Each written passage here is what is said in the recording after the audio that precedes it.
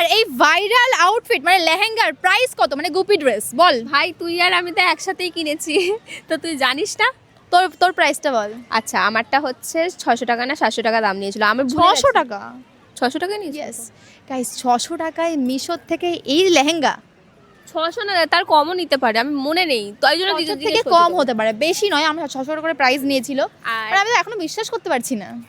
বাইরে থেকে কিনলে এগুলোর দামই বিশাল নিয়ে নেয়, তাই 1000-1500 তো নিয়ে নেবে। 1200 এরকম নেবেই।